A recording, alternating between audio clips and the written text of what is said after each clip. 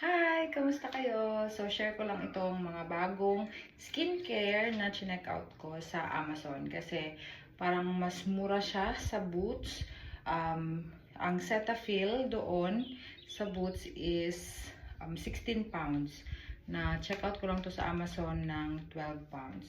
So, ito, pang replace dito sa aking moisturizer na, ang tawag nito, Simple. Itong Repair Plus Rich Cream, Puro Ceramides Plus Sika kasi paubos na siya. So, ayan. Ito na yung ipapalit ko, itong Cetaphil. So, sa Amazon, 12 pounds lang to. Then, sa Boots, ano siya, 16 pounds. And then, ubos na din itong makeup remover ko na Garnier. Ayan, ubos na siya. And, papalitan ko siya ng Haruru Wonder Black Rice Moisture Cleansing Oil. So, ito na yung gagamitin ko pang remove ng makeup at saka sunscreen. Sa Boots is 17 pounds to. Sa Amazon, 14 pounds lang. So, ayan. Mas maganda ata sa Amazon bumili. And then, last is ito.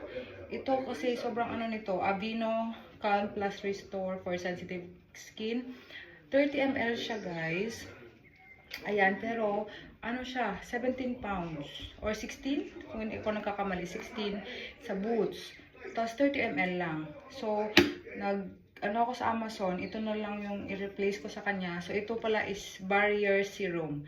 So, ang ganda niya sa skin talaga. Ma-recommend ko to. Kaso, ang bilis na maubos kasi umaga at gabi ko siya ginagamit after ng toner, ganyan. So, 30 ml lang. Tapos, 16 pounds. Ito, ano lang to, nabili ko siya ng 14 pounds, 60 ml na. Doble dito sa kanyang quantity. So, maganda din to kasi Korean skincare itong Porito, unscented na Centella Asiatica Wonder Relief Centella Serum.